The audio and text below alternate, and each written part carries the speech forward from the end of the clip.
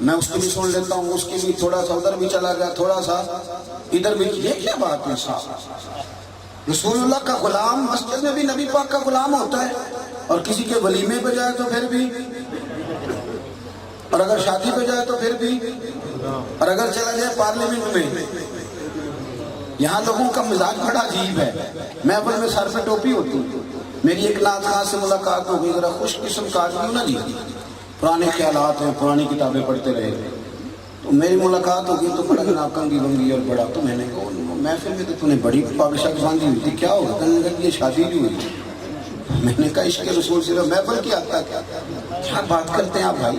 میرا فتویٰ ہے، یہ سمجھ لیں شغل کے طور پہ کہہ رہا ہوں، حالانکہ میں کہاں صاحب فتویٰ ہوں، علماء سے معذرت کر. میرا فتویٰ ہے کہ یہ مسجد کی ٹوپی پہن کے نماز نہیں ہوتی. میرا یہ فتویٰ ہے. کیوں؟ آپ لوگ مسجد کی ٹوپی پہن کے برات پہ جاتے ہو؟ بول کے بتاؤ. ولیمے پہ، دوست کی سالگرہ پہ. تو جو لباس پہن کے آپ معمولی یار کی سالگرہ پہ نہیں جاتے، وہ لباس پہن کے نماز پڑھنے کیسے آ گئے؟ سمجھے بات؟ ہم نے کیا اہمیت دی ہے نبی کریم کی محبت کو؟ یہ ہمارا مزاج ہے. حضرت عمر تو رات پڑھ رہے، کیا پڑھ رہے ہو؟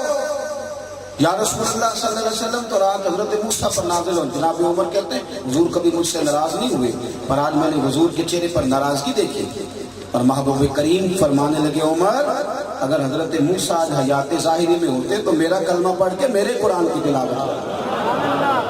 تمہیں کوئی اجازت نہیں ہے. یہ یہاں غیرت ہے، یہاں ایک رتی بھر بھی. تو یارو یہ محبت ہے، اس کے اندر غیر کا تصور کیسا؟ یہاں توحید ہے، ممکن ہی نہیں ہے کہ آپ دائیں بائیں جا سکیں. نبی کریم کی محبت.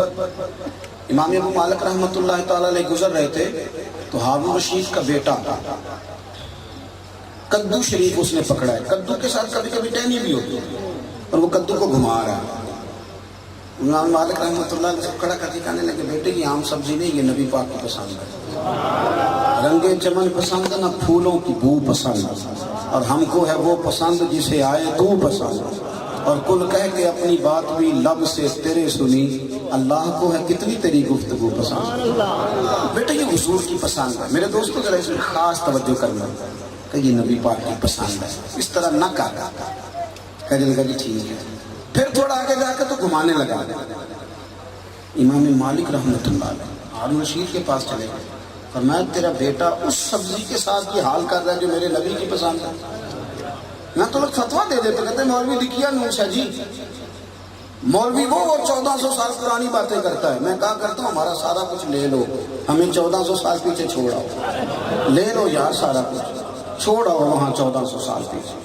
میرے رسول کائنات کے دین پر عمل.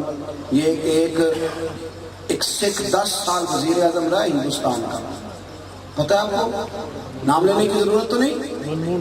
اور وہ پی ایچ ڈی آدمی تھا، معمولی پڑھا لکھا نہیں تھا. سڈنی میں ایک کانفرنس تھی، تو ہمارے حکمران جب حلف اٹھاتے ہیں تو شیروانی پہن کے، اور امریکہ جاتے ہیں تو پینٹ کوٹ پہن کے، اللہ ماشاء اللہ.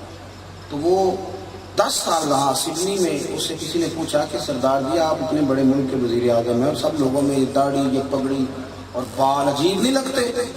اس سکھ نے بات کی، کہنے لگا منسٹریاں تو آتی جاتی رہتی ہیں، گرو کا دھرم کون چھوڑے؟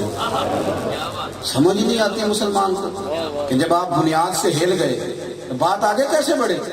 امام مالک نے جا کر کے کہا ہارون رشید سے تیرے بیٹے سے کہا ہے یہ حضور کی پسند ہے، اس کو سمجھ نہیں آ رہا. امام مالک نے بلا کے کہا کہ تجھے امام صاحب نے سمجھایا تھا؟ کہا جی سمجھ. پھر تو نے کیوں یہ گھمایا، کیوں توہین کی؟ کہنے لگا غلطی لگ گئی تھی. ہارون رشید کہنے لگا حضور فتویٰ دے. آپ فرمانے لگے اس کو باندھ کے 10 کوڑے مارو، اس کو پتہ نہیں کہ نبی پاک کی پسند ہے.